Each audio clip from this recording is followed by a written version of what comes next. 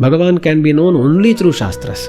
If a scientist claims that he has found God through his experiments, that is not my God. Because my God, my Bhagavan is Shastraika Vedya, Vedaika Samadhigamya. When a person claims that Shastras are completely scientific, they are basically rendering Shastras useless. So he can see Bhagavan's form. But can he know that this is Bhagavan, this is the creator? No. Without dharma, can Hinduism exist? No. Dharma is a very essential part of Hinduism. How do you get to know what is dharma? The first group claiming that everything in Hinduism is scientific. And then there is another group of people, mostly Nastikas, atheists, who would say that our beliefs and our practices are completely contradictory to what science is. I wouldn't agree with the first group and I wouldn't agree with the second group as well. Okay. So this all boils down to belief in Shastra. Is that a rational thing?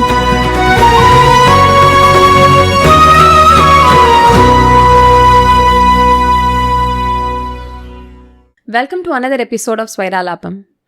In our previous episodes, we have seen about the law of karma, the different Indian philosophies, Hinduism, etc. In today's video, we are going to talk about a very relevant and a very important topic, which is science and religion. With us is our Swami to shed some light on this topic. Adiyan Swami. Adiyan. Swami, in today's world, there are different opinions regarding science and religion. Some people say that science and religion go hand in hand. Some people say no, they contradict each other. And what is your opinion about this, Swami? Yeah, I have a lot to say about this topic. To be really frank, I wouldn't say that this is my opinion, but rather the opinion of our acharyas, our purvacharyas. Today we find that there are many people who try to explain our religion, Hinduism, from their own perspective. But in Bhaktamritam, we usually try to describe what has been told by our acharyas, like Ramanujacharya, etc. So today also, what I am going to try is just to explain what their view was. Okay, so I am not going to express my opinion, but rather just describe their opinion. Okay, that is one point here. And to really understand this topic, we need to do some groundwork. Let's start from there. Okay. First of all, we need to understand how we get to know about things in our Hinduism, our religion, Hinduism. There are three sources of knowledge that we usually find in most of the Indian schools of philosophy. Okay. Pratyaksha, Anumana and Shabda. Okay. All these things are going to make sense later on. Okay. So, when you get to know something, how do you know? Do you know that I am sitting in front of you? Yes. Do you know that there are many cameras, lights, etc. that are existing in this room? Yes. How do you know that? Because I can see them. Because you can see them, okay? Can you sense the cold here? Yes. Due to the AC? Yes. Yes, you can sense that. So, you perceive these things through your sense organs. Okay? So, you know for sure that there are two cameras here. I am right in front of you. And you know that I am speaking because you are hearing my words. Yes. And hopefully you are listening to them as well. Yes. So, all these things you know through your sense organs. So, this is Pratyaksha. This is Pratyaksha through which we can know about things. Okay? This is the first Pramanam, Pratyaksham, first source of knowledge. The second one is called Anumana. That is inference. For example, if you go somewhere, probably a hilly region, far away you see that there is thick smoke coming from somewhere. You would infer that there must be a fire burning there. Have you seen the fire there? No. But are you sure that there is fire there? Yes. Yes. And if it is near, you may start running away also. Yes. You need not see the fire, but by seeing the smoke, you can be sure that there is fire. How did you know that there is fire there? It is through inference. Okay, you have seen umpty number of times that whenever there is smoke, there is fire with it. So if there is smoke here, there must be fire along with it. Okay, so this is called inference. Even in our day-to-day life, we find this inference useful. For example, there are many households where they use pressure cooker. Okay, when the cooker whistles for the third time or the fourth time, usually the women there, they know that the rice or some item which has been kept in the pressure cooker has been cooked. Now, have they seen that the rice is cooked? No. No. But are they pretty sure that it is cooked? Yes. If they have done everything right, then by the time the cooker sounded the fourth whistle, the rice must have been cooked. Because they have seen this for a lot of times, they are now pretty sure that rice must have been cooked after the cooker has whistled for the fourth time. Okay. So we use inference in our day-to-day life without even knowing that it is inference. Okay. So this is the second source of knowledge called Anumana. And then you have Shabda. Shabda is usually translated to as testimony. Okay. Now, if I tell you that I have kept 5 mangoes in our house, would you believe me? Yes. Why would you believe me? Because you wouldn't lie about keeping 5 mangoes in this season in your home. Yeah. So there are many things, some things that you have mentioned. One thing, mostly I don't lie. That is one thing. Second thing, it is possible that I could have kept mangoes. If I told this same sentence in November or December, you wouldn't have believed that. Yes. Because, mangoes are mostly not available in those seasons. And then you also know that I have no reason to lie. Yes. Regarding this. So, you take my sentence as being authentic and gain knowledge from that. This is Shabda, through which we gain knowledge. From our childhood, we have gained a lot of knowledge through Shabda. It could have been teachers, or it could have been elders who have taught us through sentences, and we have learnt a lot from them. Okay. So we have learnt many things through Shabda. Right? And coming to this Shabda, the Shabda is of 2 types.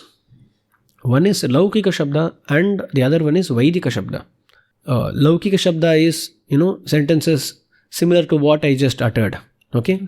So people like me or you, when we utter sentences and when we are authentic persons, that particular sentence will come under Laukika Shabda. Okay. So if the person is authentic, the sentence that he had spoken is considered to be a right source of knowledge. Okay. And again there is the second type of Shabda which we call Vaidika Shabda. The sentences from the Vedas. In our religion, we believe that the Vedas have been written by no one. The Vedas are eternal. They have no beginning, they have no ending. And they are a complete source of right knowledge. Okay, this is what we believe in. So that also comes under Shabda. Okay, so these are 3 pramanas: Pratyaksha, Anumana and Shabda. Okay, now why am I explaining all this? Because as a Hindu, as a Sanatana Dharmi, I believe in these 3 sources of knowledge. Okay. I believe in the existence of you because I can see, I can perceive. And I infer some things in my day-to-day life. And then I know or gain knowledge through many Laukika Shabdas. And as an Astika, I also believe in Shastras. When I claim that I am an Astika, what I mean is I believe in the authenticity of Shastras, the Vedas. The word Shastras may denote many things. The Vedas, Smritis, Itihasas, Puranas. But basically they all are based on Vedas. So we can use the terms Vedas, Shastras, interchangeably sometimes, okay? I'll be mostly using the word Shastras henceforth, okay? So as a Hindu, as a Sanatana Dharmi, I believe in 3 sources of knowledge, Pratyaksha, Anumana and Shabda, mostly. There are other Sanatana Dharmis who believe in more Pramanas, but these 3 are sufficient for now, okay? Now, coming to science. Okay. In science, only 2 sources of knowledge are available. Okay. If we see from an Indian philosophical lens, scientists use Pratyaksha and Anumana. Okay. If you go to a scientist and tell him that this exists because I can see that, and it is, logical, he would agree upon that, right? So, science is based upon observation and also inference. Okay. There are many experiments through which scientists come up with knowledge. Okay, they gain knowledge. Have they seen something? No. But have they known something? Yes. By inference. So, usually scientists are using Pratyaksha and Anumana to gather knowledge. So, for a scientist, he believes in Pratyaksha and Anumana. And of course, when we speak about Pratyaksha and Anumana, there are many more things. Sometimes Pratyaksha may fool us. Yes. Sometimes it does. Yes. So we have to, be very careful whenever we gain knowledge. But usually, in general, scientists believe in Pratyaksha and Anumana, not in Shabda. But as Astikas, as Hindus, we believe in Pratyaksha, Anumana and Shabda. Okay? This is the groundwork that I want to lay first. Okay? Let me just try to summarize what you just explained. So according to Hinduism, through an Astika point of view, there are 3 pramanas. There are 3 ways through which knowledge can be gained. One is Pratyaksham, which is what we see hear or feel through our sense organs. Yeah. The second one is through inference, and the third one, which is Shabda, which can be divided into Laukika Shabda and Vaidika Shabda. Yes. And for science, you said there are 2 pramanas, Pratyaksha and Anumana. You said they don't have Shabda. Is it true, Swami? Yes. So, a real scientist would always believe in observation and, inference, okay? They have their own methodology and all. But they cannot consider a person's statement as the very source of knowledge. Okay. Even if it was Einstein who had told something, they would again do an experiment, do a study and then come to a conclusion. Okay. They will not just take his sentence for granted. Okay. So that's what I try to say. So coming back to the main question, does science and religion contradict each other or do they complement each other, Swami? Yeah. Let's get into the real question. Whenever we are speaking about science and religion, what does the word religion mean here? Religion is a religion consists of many things, beliefs, and many kinds of rituals, etc., etc. Okay. Now, when we are talking about Hinduism, and we are talking about Hinduism in this particular video, okay, and we are not vouching for every other religion here. We are talking about Hinduism. So, in Hinduism, we have some main themes such as Dharma, Brahman, etc. And all these are based on Shastras. Okay. Now, without Dharma, can Hinduism exist? No. Dharma is a very essential part of Hinduism. How do you get to know what is Dharma? The Maharshi Jaimini says, Chodana Lakshanortho Dharma. That which has been prescribed by Shastras is Dharma. So you can only know that something is Dharma and something is Adharma through Shastras. Okay? So if you don't have Shastras, you can never be sure about what Dharma is. Okay, so Dharma is based on Shastras. And the second one, Brahman, the Paramatma, the Ishvara. He can be known only through Shastras. Okay? Vedavyasa in his Brahma Sutras clearly says, Shastra Yonitvat. Ramanujacharya explains, Shastrameva Yonihi Yasya Tat Shastra Yoni Brahma. That is, Brahman can only be known through Shastras. Shastras are the only pramana for Brahman. Okay?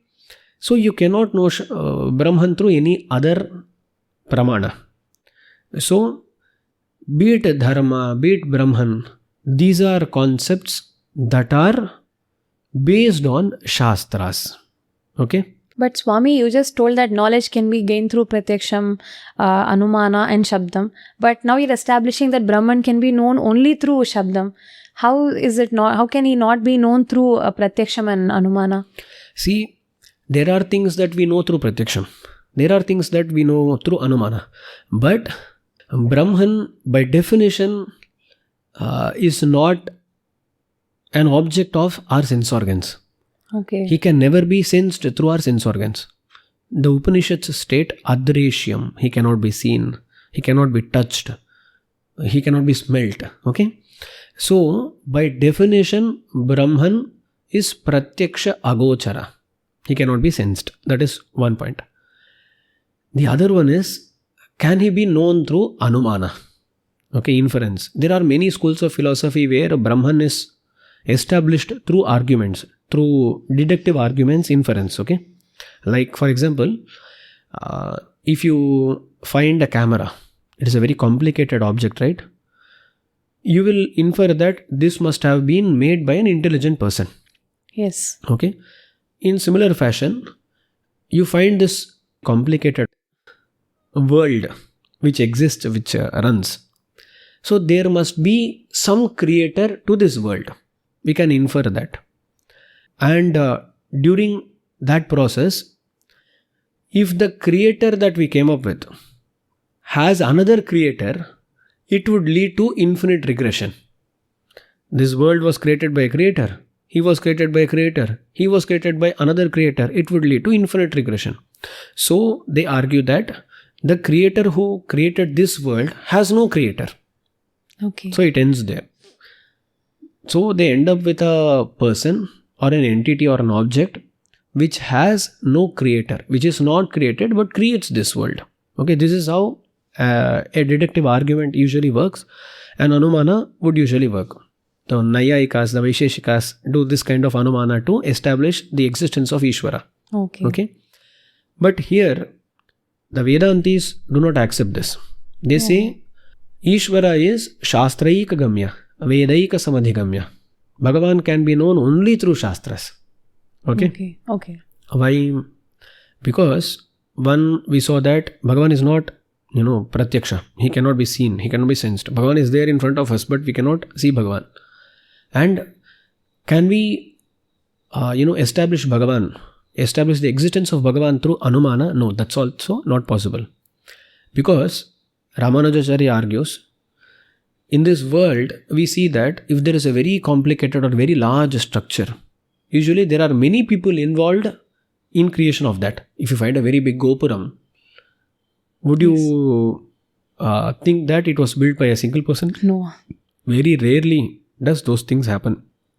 You usually would think that it was built by many workers. Yes. So if this world is so big, going by normal logic, you would end up with a lot of creators. Or even if you end up with one creator, how can you be so sure that he is compassionate? He is this, that and all. Yes. So that Bhagavan which we speak about cannot be just inferred through some arguments. Okay. So he is someone who can be only known through Shastras. Okay. I usually tell this in my Upanyasas. If at all a scientist suddenly claims that he through his experiments has found God, sometimes you will find in news and all, the news channels and all, that we have found a God particle, something and all. Usually my reaction is like this. If a scientist claims that he has found God through his experiments, that is not my God. Because my God, my Bhagavan is Shastraika Vedya, Vedaika Samadhigamya.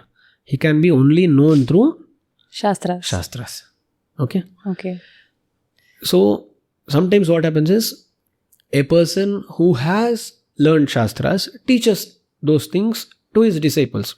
In that way, Shastras are responsible for the knowledge of the disciples. Okay. He may not have learned the Shastras directly, but directly or indirectly, Shastras are responsible for the knowledge of God. Here I have another small doubt, Swami. You've already established that Bhagavan can be known through Shastras, but what about the Ramayana, Mahabharata? In those epics, Bhagavan was with everybody. People saw Krishna, people saw Rama. So what about those, Swami? Aren't those considered pratyaksha? Yeah, okay. See, there is a slight distinction between Bhagavat Swarupa and Rupa. When we are talking about Bhagavan, that is Bhagavat Swarupa, which is omniscient, omnipotent, omnipresent. Okay. That is not visible to our naked eyes, Okay. nor any other eyes, okay? But that Bhagavan manifests in some forms, be it during avataras, be it archa forms. Okay. Those are visible. Okay, so Bhagavat Swarupa is not visible. Bhagavan himself is not visible. Okay. But Bhagavan's forms are visible. Okay, so there is a distinction between Bhagavat Swarupa and Rupa. Okay. And I'll also tell you something else. If there is a normal person who knows nothing, okay, he's let's assume he's not even aware of Hinduism. Okay. A person who is dark skinned, has lotus-like eyes, has shankha and chakra in his arms or hands, has a dazzling yellow garment. He comes and stands in front of a normal person who knows nothing about Hinduism. Okay, he would be able to see that form, but would he be able to know that this is the creator? No. The creator has come in this form. Would he know that? No. So he can see Bhagavan's form. But can he know that this is Bhagavan, this is the creator? No. He can know that this is the form of Bhagavan only through Shastras. Okay. So it is only through Shastras that we can definitely know who Bhagavan is, who the creator is, what are his qualities and all. This is what our acharyas have told in many places. Vedaika samadhigamya shastra yonitvat. Okay? So these themes such as dharma, brahman, etc. can be only known through Shastras. So when we are talking about religion, the basis for religion is Shastras.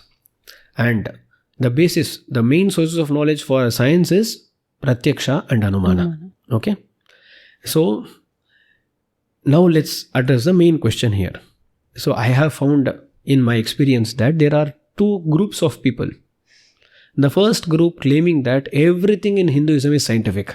You will find many Instagram reels, YouTube shorts, and many other videos where people try to establish every practice of Hinduism as this is scientific. Okay? Be it a practice, be it belief or something. They try to establish that it is scientific. So their argument is that everything told in Hinduism is scientific. So everything that is told in the Shastras is scientific, they would argue.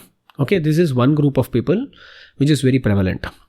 And then there is another group of people, mostly Nastikas, atheists, who would say that our beliefs and our practices are completely contradictory to what science is. Okay? So these are the two groups of people. Now what I would say is, I wouldn't agree with the first group and I wouldn't agree with the second group as well. Okay. I have a third opinion which I have developed through the study of Shastras, okay? Study of texts. Now let me explain my position or our Acharya's position. When we speak about Shastras, now let's take it this way, okay? Pratyaksha Anumana, let's consider that as science, okay? And Shastras, religion, they are interlinked, right? Okay. Now Shastras form the basis of religion. So if we take Shastras by definition do not speak about things that we can know through Pratyaksha and Anumana. And Shastras by definition can never contradict what we know through Pratyaksha and Anumana. Okay. Let me explain this more. See, if at all Shastras are speaking about things we know by pratyaksha or anumana, then Shastra is, in a way useless, right? Yes. Okay. If Shastras come and tell you the sun rises in the east, what would you say? I already know it through science. I already know. You need not need science, you just know through pratyaksha. Yes. You can just see that sun rises in the east. Yes. You need not have Shastras tell you that the sun rises in the east. So if we claim that everything that is in Shastras is scientific, so basically what we are saying is everything that is in Shastras can be known through pratyaksha and anumana. So if you can know everything through pratyaksha and anumana, why do you need the Shastras? So when a person claims that Shastras are completely scientific, they are basically rendering Shastras useless. Yes. They are doing injustice to Shastras. Because if everything that Shastras speak can be known through science, why do you need Shastras? Okay? So Shastras do not speak about things that you can know through pratyaksha and anumana. And this is not something I am saying. I'll quote a shloka here. Ekarika desi. Pratyakshenanumityava yastupayo na buddhyate enam vidanti vedena tasmad vedasya vedata desi. Those things which cannot be known through pratyaksha and anumana, the Vedas speak about them. Pratyakshena anumityava yastu upayaha na buddhyate. Those things that are not told by the pratyaksha and anumana. Enam vidanti vedena. You know these things through Vedas. And that makes Vedas Vedas. Okay. So Vedas are fruitful only when they are speaking about things which are not known through pratyaksha and anumana. Even Ramanujacharya in Sri Bhashya says, Aprapte shastram arthavat. When Shastras are speaking about something you don't know, you cannot know, only then can they be fruitful. If not, you are spending a lot of time learning the Shastras and you just gain knowledge that can be gained through pratyaksha and anumana, then what is the use of Shastras? So, I wouldn't say that Shastras are completely scientific or Shastras speak about things that are completely scientific. That I wouldn't agree upon. And let's address the second argument. That is, Shastras are completely contradictory to science. Whenever Shastras seem to contradict science, that is pratyaksha and anumana, our acharyas have always tried to infer Shastras in a different way. Let me give an example. There is a very famous verse in the Vedas called Adityo Yupaha. During a ritual, an animal must be tied to a pillar-like structure, which is called a Yupastambha. Okay? The Shastras say Adityo Yupaha. You know who Aditya is? Aditya is Sun. The sun god. Okay? Yupaha is this pillar. This verse seems to say that Aditya is Yupa. Is it possible to take the literal meaning of this sentence? No. Aditya is somewhere in the sky or the space somewhere, okay? And Yupastambha is right in front of us. Can these two be the same? No. No. So, if we take the literal meaning of this sentence, it would go against pratyaksha. Okay? You see Aditya somewhere, you see Yupa somewhere. That is pratyaksha. But Shastras seem to say that both are same. They cannot be same. So this verse or the literal meaning of this verse goes against pratyaksha. So you cannot take the literal meaning of this sentence. Okay. So what Shastras intend to say is Adityo Yupaha. The Yupastambha must be dazzling like sun. Okay. This is figurative speech, right? Yes. We use that in our daily life. Similarly, here Vedas also use figurative speech. Adityo Yupaha means Yupastambha must dazzle like Aditya. Okay. Actually, in that context, the Vedas command the people who are doing that sacrifice, that yaga, to apply ghee on that Yupastambha. That leads to the dazzling of the Upastambha. Okay, so when the Vedas are talking about Upastambha being like Aditya, what they mean to say is you have to apply this to that pillar so that it dazzles like sun. Okay. So basically, when there is a contradiction between Pratyaksha and Shastras, our Acharyas have tried to solve this contradiction through taking the figurative meaning of that sentence. Okay? So, what I am trying to say is, Shastras can never contradict what has been told by Pratyaksha and Anumana. Okay, now I have made my point. Shastras never speak about things which can be known by Pratyaksha and Anumana. And Shastras never speak about things that are contradictory to Pratyaksha and Anumana. There are some verses where we find this kind of description. The things that are told by Shastras are told to be sadhaka badhaka pramana rahita. That is, they don't have any pramana which speak about them. And they have no pramana which can contradict them. Sadhaka badhaka pramana rahita. So basically, Shastras and science, they cannot contradict each other or come together at some point of time. I usually tell that Shastras and science, that is religion and science, they go parallel to each other. Okay. They don't converge nor diverge. What I mean by convergence is, they are talking about the same things. Okay. Then they are converging. When I say diverge, they are contradicting each other. Okay. They are contradicting each other. So they are not converging nor diverging. They go parallel. Shastras speak about things that can never be known by science. Okay. And science is speaking about things that Shastras don't care about. Okay, so these go parallel. Okay. So you asked a question in the beginning. Are science and religion complementary to each other or contradictory to each other? I would say none. Okay. They are not, speaking about the same things, nor they contradict each other. Okay. So they have their own spaces where they work. Okay. So science and religion are parallel to each other. Okay. I would say so.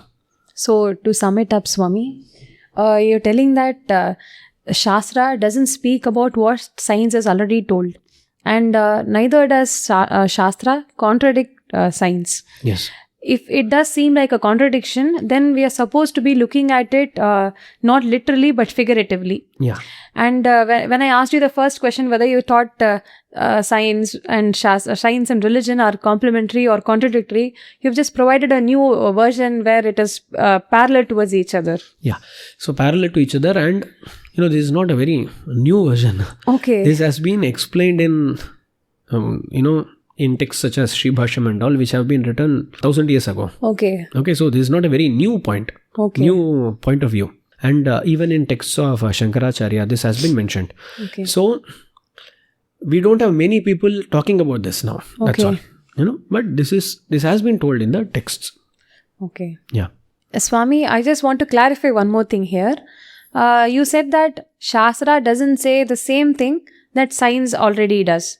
But in some places we see that Shastra has told that sun, for example, sun rises in the east. So we already know that through science. So why does it tell it again there? I don't know whether the Shastras literally say that the sun rises in the east. I don't know that. But if at all there is this kind of verse, let's assume that there is a verse like this. Okay, there could be, possibly. I am not, Sarvagnya. Okay. If at all there is a verse like this, which seems to tell things that we already know, that we can know through other sources, then we must understand that the Shastra's intention is not to teach you about that. If at all there is a sentence which says, the sun rises in the east, if you just take that sentence, you would never get to know the whole intention of Shastras. Okay. Most probably, it would have something like this. The sun rises in the east, so you must perform Sandhya Vandanam in the morning facing east. Okay. Okay. The Shastra's intention is not to teach you that the sun rises in the east, Okay. but to tell you that you must perform Sandhya Vandana in the morning facing the east. Okay.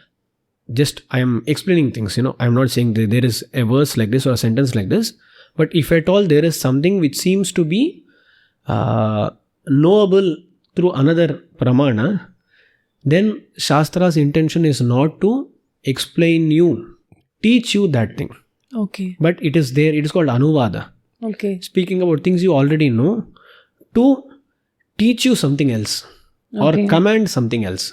Okay. So Shastras do Anuvada, they tell something and order something else. So you have to examine the whole context and understand the intention. Okay. So Shastra's intention is never to teach you something you can know through something else, some Okay. other pramana. Okay?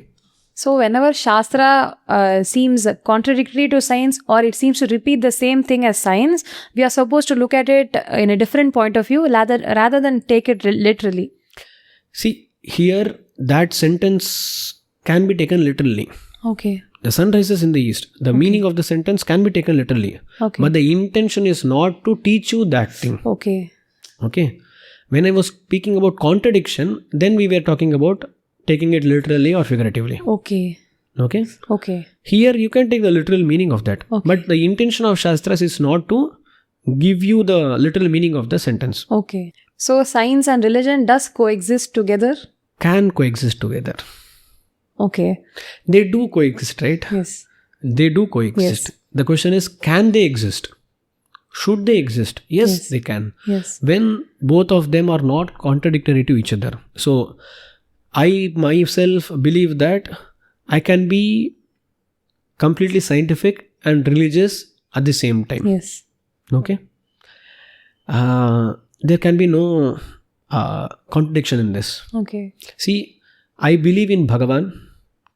I believe in most of the things that science has produced. And I don't find any contradiction in this. Okay. All along you've been explaining about Shastra, Swami.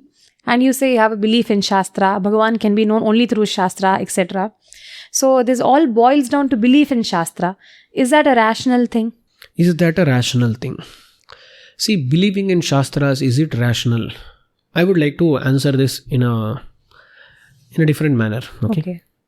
Let me put forth some questions. Do you believe in what scientists say? For example, evolution. Yes. You believe in that? Yes. Okay. Have you ever seen some being, go through evolution? Like, No. There is this first generation of this being and second generation changed. Have you ever observed that? No. Have you done any study or something else? No. But you still believe in evolution? Yes. How? Because the scientists have already experimented and they have given a book. Basically, you are saying that you believe in the words of scientists. Yes. Going by what I said before, you just take the words of scientists for granted. Yes. Okay? That is, you have belief in the third pramana Shabda. Okay. Okay? Yeah. This is the case for many people. And I'll ask you one more question. Okay. If at all I ask you, what is the distance between sun and earth, what would you do? I would Google it. You would Google it. And you would, with a lot of confidence, tell me the exact number. Yes. Wouldn't you? Yes. So now, have you ever done an experiment which proves that this is the distance between sun and earth? No. But you consider Google to be authentic on these kind of issues. Yes. So in both the examples, we find that you are believing in the third pramana, that is Shabda. Okay. You are having that as the source of knowledge. Okay. Similarly, even if you take great scientists, usually a scientist is an astrophysicist or an evolutionary biologist or something else. Okay. But if you go and ask an astrophysicist whether he believes in evolution or not, he would say, yes, I do believe in evolution. Why? Because Charles Darwin has, done so many studies, experiments, and he has written a lot of books regarding that. And there have been so many scientists who have, taken forward the theory of evolution and, so on. So I believe in them. I take their words for granted, and, I have created developed my opinions regarding that. Okay, so even a scientist would have to take some people's words for granted. Okay. And if you go to an evolutionary biologist, he too has some opinions regarding astrophysics. Okay. He would say, I believe in that scientist. He has done some research studies. I have gone through his research center. I find the things that he has written authentic. So I believe in him. Okay. Not every scientist does experiment for everything and then make up his mind. Okay. So in this world, we do believe in statements of others, even if it is a great scientist. Okay. He too has made up some beliefs, made up some opinions through Shabda Pramana. Okay. Now, there is slight difference between Shastras and these kind of sentences. Usually, anyone who has some awareness about science, they would say that though every scientist does not do an experiment, but he surely knows that each experiment that has been done can be done again and the results would be the same. So, one of the main things that are seen in scientific studies is that can this scientific study be done again and would the results replicate or would the results be same? Only if the studies are done again and again and the results are same, would they come up with a theory regarding that or come to a consensus. But though this is the case, most of the scientists have opinions regarding other things which they haven't examined by themselves. In similar fashion, I believe in the words of our great rishis and acharyas. Okay. If a scientist can believe his fellow scientist, the sentences of his fellow scientist, why wouldn't or why shouldn't I believe in my Vedas? So belief in Vedas is not as irrational as some people try to make it look. Okay. And we also see that believing in the Vedas, believing in the main philosophies that have been, and believing in the main themes that have been told in the Vedas yield results. So again, believing in Shastras doesn't seem irrational to me. And because they do not contradict science as well, right? Yes. So I do not find it irrational. But again, there is one thing that I want to make sure here. I'm not equating both of them. A scientist believing in the statements of another scientist is different, and me believing in our Acharya's sentences is different. But I feel that this is also rational. It is not completely irrational. Okay? Yes. That's very refreshing, Swami. All along, we've been hearing that believing in Shastra is very irrational. How can you believe in the words of somebody you've never even known? But now you've explained very clearly that belief is not irrational. And that when you can believe in the words of fellow scientists, you can also believe in Shastras. And it is not very irrational to believe in Shastras. Yeah. So this is very refreshing, Swami. Yeah. So again, the point is, when the Shastras are not contradicting science and when they are generating results for us, why would a belief in them be considered irrational? Adiyan, Swami. It was very nice having this conversation with you. It was very nice hearing you give us a very new perspective, which is not very new, as you said, because it has been told by our acharyas for many years. But it was still refreshing to hear this point when all people around us are saying different things, that they contradict each other, the science and religion contradict each other, or they complement each other. It is good to have a new perspective out in the open now, that they just run peaceful parallels towards each other. It was very nice having this conversation with you, Swami. And I'm expecting many more such interesting topics on this podcast with you, Swami. Adi. Adiyan Ramanujadasan. Thanks for watching this video. We at Bhaktamritam are committed to deliver the best quality content regarding Sanatana Dharma and Sri Vaishnava Sampradaya. Our objective is to promote, preserve and preach the values of Sanatana Dharma, especially Sri Vaishnava Sampradaya.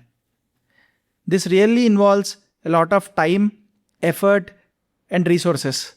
If our efforts have really touched your lives, you can consider supporting us. The links for the same have been provided in the description box as well as on your screens. Thank you.